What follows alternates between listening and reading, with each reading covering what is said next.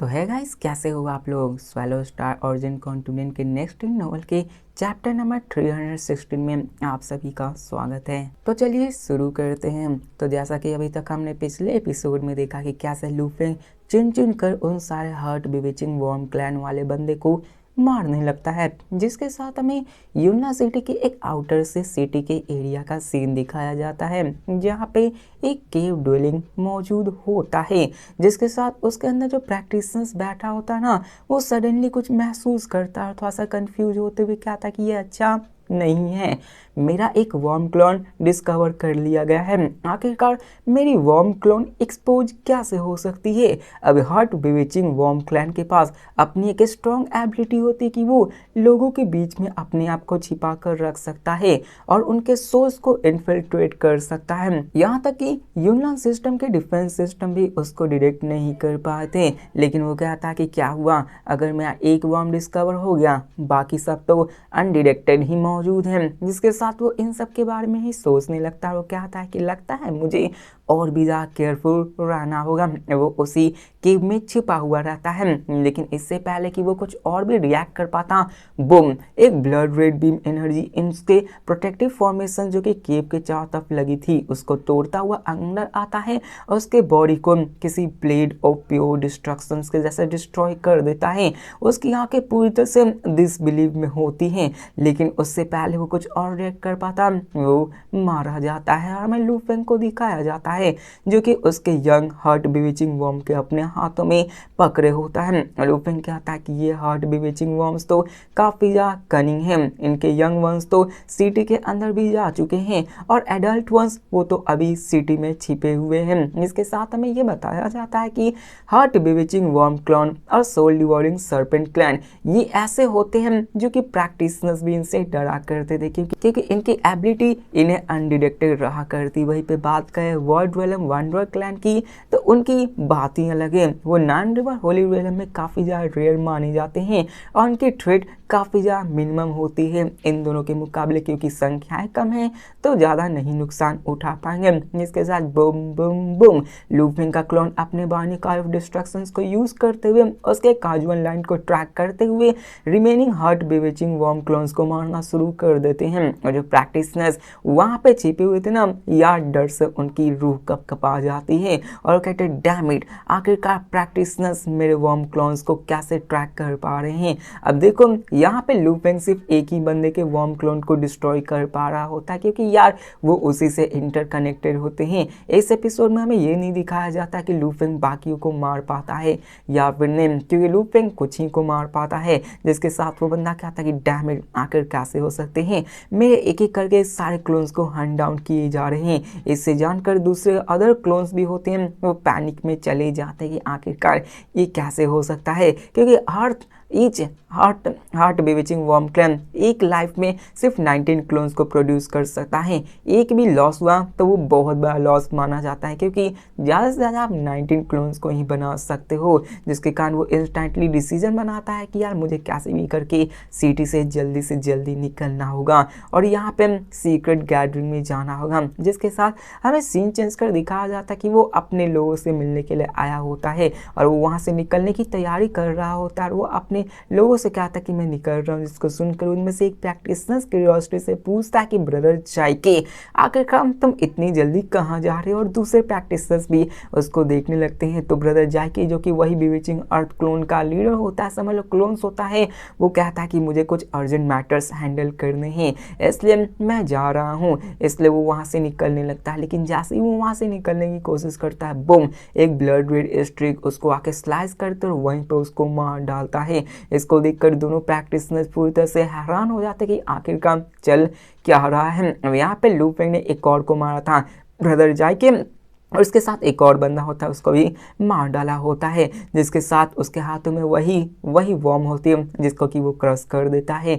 अब ऐसे ही आकर लूफेंग जैसे ही क्रश करता है, यार जो प्रैक्टिशनर्स बाकी बचे थे यार वो हार्ट बिविचिंग वॉर्म को लूफेंग के हाथों में देखते तो यार उनकी यार सांसें अटक जाते हैं और शौक में चले जाते हैं। उन्हें विश्वास नहीं होता कि ब्रदर जाइके और एक और बंदा वो एक्चुअली हार्ट बेविचिंग वर्म के द्वारा कंट्रोल किए जा रहे थे। इनसे उन्हें विश्वास ही नहीं हो रहा था, जिसके साथ वहाँ पर एक लड़की भी होती है जिसके साथ अपना लू फेंग फिर से वहाँ से निकल पड़ता है। लेकिन निकलने से पहले हमें यहाँ पे दिखाया जाता है कि वो सबसे पहले वहाँ पे धन्यवाद कहते हैं। उन लोगों को भी बेविचिंग वर्म क्लैन के बारे में अच्छा से पता था, इसलिए वो यहाँ बहुत ज़्यादा टेरिफाई हो जाते हैं। लेकिन तभी दिखाया जाता है कि उनमें से एक बंदी भी होती है, वहाँ बंदा भी होता है, वो सभी लू फेंग को धन्यवाद कहते हैं। अब यहाँ पे जितने भी प्रैक्टिशनर्स प्रेजेंट थे उनमें early stage enlightenment God empress ही होते हैं। उन्होंने ऑलरेडी लू फेंग के बारे में सुन रखा था कि कैसे लू फेंग ने एलर्टियाने को अकेले क्रश कर दिया था और इंसेक्ट नेस्ट को भी पूरी तरह से डिस्ट्रीगार्ड कर दिया था।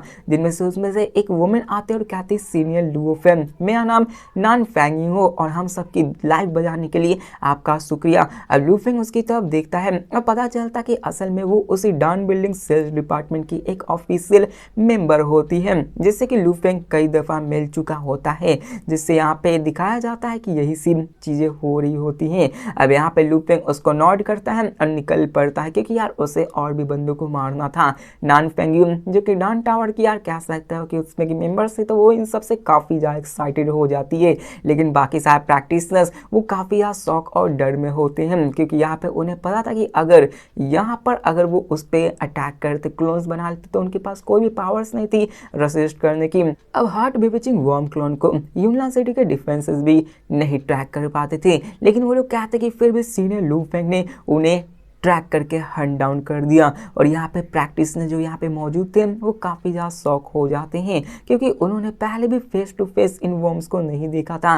वो वहाँ पे सामने खड़े थे, लेकिन फिर भी वो प्रेजेंस को महसूस नहीं कर पा रहे थे। उन्हें एक चीज़ अच्छे से समझ में आ चुकी थी कि यार heart bewitching secret technique heart bewitching worm clan के सामने कोई कुछ नहीं कर सकता, जब तक कि उस सामने वाले बंदे की स्पिरिचुअल विल पावर्स स्ट्रॉन्ग ना हो कि वो उसके उस टेक्निक को रेसिस्ट कर पाए। इसलिए यहाँ पे बताया जाता है कि प्रैक्टिशनर जो मौजूद हैं वो अपने स्पिरिचुअल विल पे इतना ज़्यादा इंपॉर्टेंस दिया करते हैं, क्योंकि एक बंदे की जितनी ज़्यादा स्पिरिचुअल विल पावर्स होगी उसके उतनी ही ज़्यादा ग्रेटर चांसेस होगी कि वो हार्ट बेविचिंग वर्म क्लोन को रेसिस्ट कर सकता है। जिसके साथ हमें केव ड्वेलिंग के एक सेक्लूडेड जो कि यूनलान सिटी के आउटर डिस्ट्रिक्ट में मौजूद था उसका सीन दिखाया जाता है, जहाँ पे एक थिन प्रैक्टिशनर जो कि अपने पैरों को क्रॉस करके बैठा हुआ था, उसे कुछ अलग ही महसूस होता है। वो कहता कि आखिरकार चल क्या रहा है, और वो थिन प्रैक्टिशनर इंस्टेंटली अपने दूसरे कंपेनियन से अपने स्पिरिचुअल लिंक से कनेक्ट करता ताकि उससे बातें कर सके। जिनमें से वो कहता है कि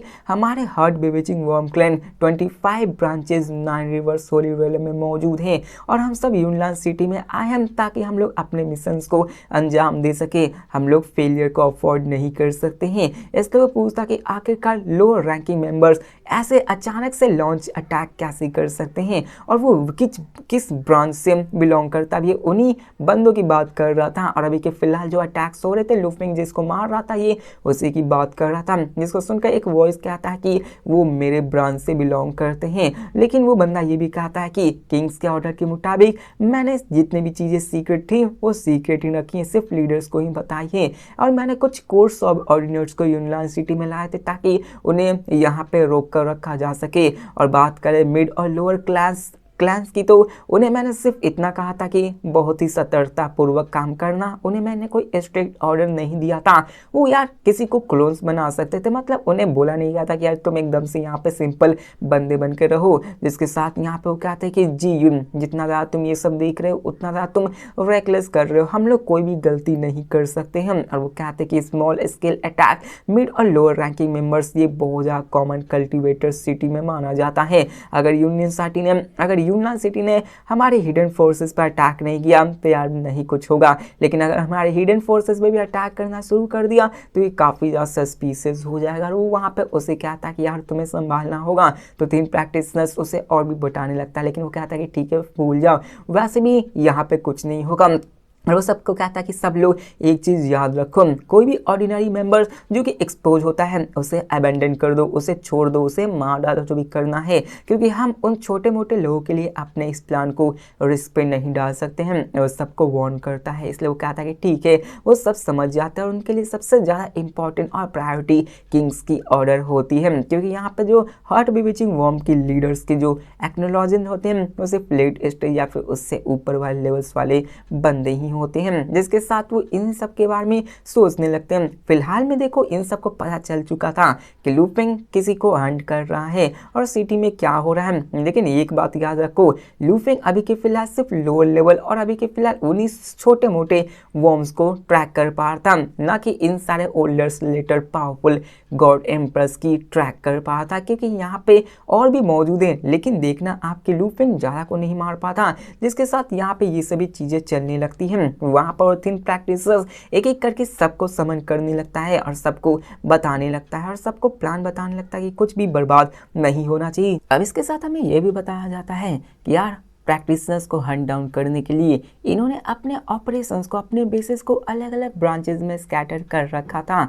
35 सिटीज़ 9 होली रोलर में मौजूद थी, तो उन्होंने हर एक टेरिटरी में अपना कंट्रोल बना रखा था और नॉर्मली ये अपने दूसरे ब्रांचेस से काफ़ी ज़्यादा दूरियां बनाए रखते थे, अननेसेसरी कांटेक्ट नहीं करते थे, क्योंकि अगर फंसेंगे तो कोई एक ही ना ब्रांच फंसेगा, बाकी सबको लपेटना जरूरी नहीं है। जिसके साथ यहाँ पे हमें बताया जाता है कि इस टाइम जो हुआ था तो यार किंग ने डायरेक्टली उनको समन किया था और हर एक ब्रांचेस को रिस्पॉन्ड करना ही था। सब लोगों ने अपने हाफ कोर फोर्सेस को छोड़कर यूनला सिटी में अपने आप को जमा दिया था। मतलब ये समझो कि 35 सिटीज में पहले उन्होंने ब्रांचेस को खोले हुए थे, यूनला सिटी पर अटैक करना था, तो 35 में से आधे फ्रैक्शंस के, हर एक फ्रैक्शंस के आधे बंदे निकल कर यूनला सिटी में आ चुके थे, क्योंकि वो एक लॉन्ग वॉर करना चाहते थे, इस सिटी को कंप्लीटली डिस्ट्रॉय करना चाहते थे। देखो हर एक 35 सिटीज दूसरे से काफ़ी ज़्यादा दूरी पे है और अभी के फिलहाल वो यूनलान सिटी को डिस्ट्रॉय करना चाहते थे। जिसके साथ यहाँ पर थिन प्रैक्टिशनर से मिलने के लिए एक एल्डर प्रैक्टिशनर आता है,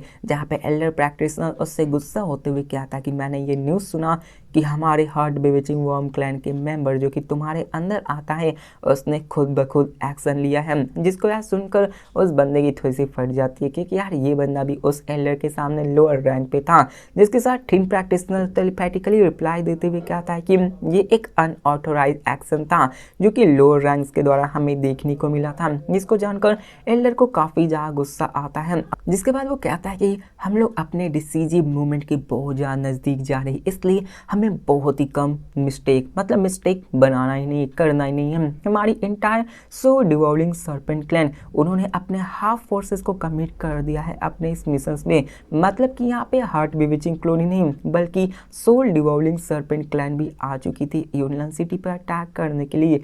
बहुत फोर्सेस अटैक करने वाले, एक बहुत बड़ा वॉर छेड़ने वाला है। यहाँ पे हर एक क्लैन के अपने अपने किंग्स थे, तो उन्होंने इंटरनली और एक्सटर्नली हर एक चीज़ को रेडी कर रखा था और कहते हैं कि हमें कंप्लीटली डिस्ट्रॉय करना है यूनलान सिटी की। हमने काफ़ी ज़्यादा इन्वेस्ट कर रखा है, तो फेलियर का कोई ऑप्शन नहीं होना चाहिए। जिसको सुनकर थिन प्रैक्टिशनर्स भी हामी भरता है। अब यहाँ पे एक माइनर असासिनेशंस, ये कुछ भी सिग्निफिकेंट नहीं था। स्मॉल स्केल स्कैट हमेशा यूनलान सिटी में होते रहते थे, इसलिए यहाँ पे ये सभी होता रहता था। लेकिन अगर 3 लॉर्ड ने सस्पिशियस बढ़ा तो पूरे के पूरे सिटी पे क्या सकते हो, क्वारंटाइन लगा सकते हैं, जैसे कोरोना के टाइम लगा था।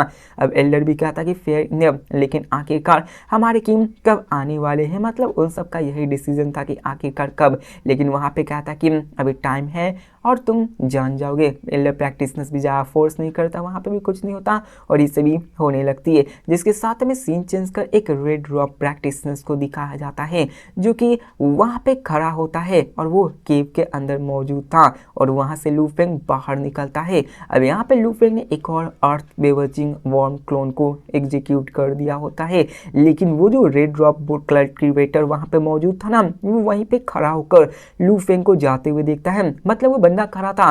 लू फेंग आता है केव के अंदर घुसता, वहाँ पे एक और अर्थ बीविचिंग अर्थ वॉर्म क्लोन को डिस्ट्रॉय करके निकल पड़ता है और ये रेड ड्रॉप कल्टिवेटर्स वहाँ पे खड़ा रहता है, लेकिन लू फेंग उसको नोटिस नहीं कर पाता है और लू फेंग भी उसके बारे में कुछ अनयूजुअल नोटिस नहीं कर पाता।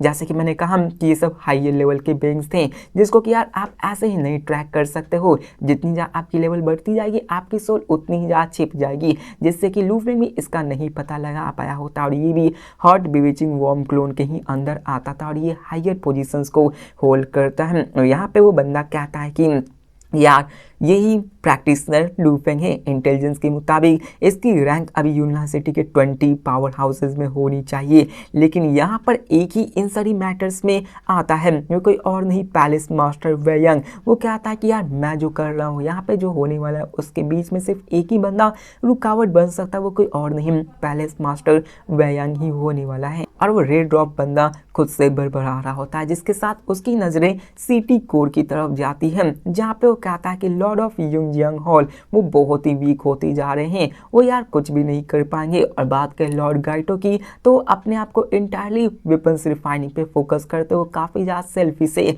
अगर यहाँ पे लार्ज स्केल अटैक हुआ ना तो प्रोबेबली भाग जाएगा बिना किसी हेड स्टेशन के, और वो यही सोचा था। इसके साथ उसकी नज़रें लॉर्ड वेयंग पे जाती, जहाँ पे वो कहता कि वो काफ़ी ज़्यादा डिफरेंस है, रूथलेस है और सेल्फ सर्विंग है। यहाँ पे उसने अपने आप को यूनिवर्सिटी को बनाने में काफ़ी मेहनत की है। वो यहाँ पे अपने पर्सनल डोमेन को भी क्रिएट कर चुका है और वो यहाँ से इतनी आसानी से नहीं जाने वाला है। और वो कहता कि मैं फर्स्ट टारगेट पैलेस मास्टर वेयंग ही होगा। एक बार मैं पैलेस मास्टर वेयंग को एलिमिनेट कर दूँ फिर मेरे रास्ते में कोई भी नहीं आ पाएगा। मतलब कि ये बंदा बहुत ही ज़्यादा पावरफुल है, जो कि मास्टर पैलेस मास्टर वेयंग को एलिमिनेट करने के बारे में सोचा। मतलब लू फेंग की पावर्स के हिसाब से ये इस बंदे के अंदर इसलिए नहीं जाग पाया क्योंकि ये बंदा पैलेस मास्टर की पावर्स का बराबरी करता है, इसलिए लू फेंग नहीं इसके अंदर झांक पाया। लेकिन आगे चल के लू फेंग और इसमें फाइट देखी जा सकती है और लीडर्स के बीच में, किंग्स के बीच में फाइट देखी जा सकती है। वो क्या था कि एक बार पैलेस मास्टर वेयंग मारा गया तो बाकी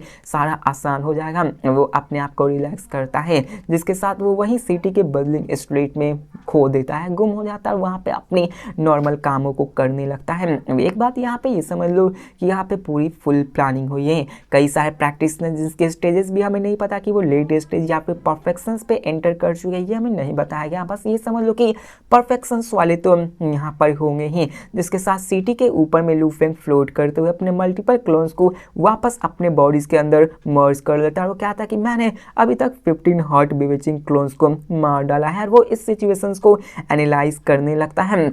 अब ये 15 ऑफ स्प्रिंग क्लोन्स होते हैं जो कि 2 डिफरेंट हार्ट बीविचिंग वर्म से ओरिजिनेट हुए थे। मतलब लू फेंग ने जिसको शुरुआत में 2 को मारा उसी से लिंक करके इसने बाकी के और बंदों को मारा जो कि उससे लिंक थे। तो यार लू फेंग को मारना काफ़ी ज़्यादा आसान हो चुका था, जिसके साथ वो मुस्कुराता और कहता है कि उन्हें तो मैंने एलिमिनेट कर दिया है, उनके वर्म क्लोन्स को भी एलिमिनेट कर दिया है, जो कि वही सिग्निफिकेंटली वीकेंड ओरिजिनल होस्ट को पॉजेस करते हैं। लू फेंग यार थोड़ा सा सोचने भी लगता है कि यार क्या किया जाए, क्योंकि यार यहाँ पे ऐसे और भी वर्म क्लोन्स मौजूद हो सकते हैं और मैं सिर्फ क्लोन्स को डिस्ट्रॉय करके उसके ओरिजिनल बॉडी को नहीं डिस्ट्रॉय कर सकता हूँ। ये सेम टू सेम वैसा ही जैसे कि कोई ओरिजिनल का पावरफुल बेइंग मौजूद हो, उसके क्लोन्स को डिस्ट्रॉय कर देने से क्या होता है यार, आप उसके मेन बॉडी को तो डिस्ट्रॉय कर ही नहीं सकते। और यहाँ पे ये समझ लो कि यार लू फेंग ने मेन बॉडी को नहीं मारा है, असली हार्ट बीविचिंग को नहीं मारा, बल्कि उनके क्लोन्स को ही डिस्ट्रॉय किया था। लू फेंग ये सब सोच रहा था कि सडनली बस जिनकी साउंड दिखाई जाती है और ये वेव ऑफ एनर्जी फ्लक्चुएशन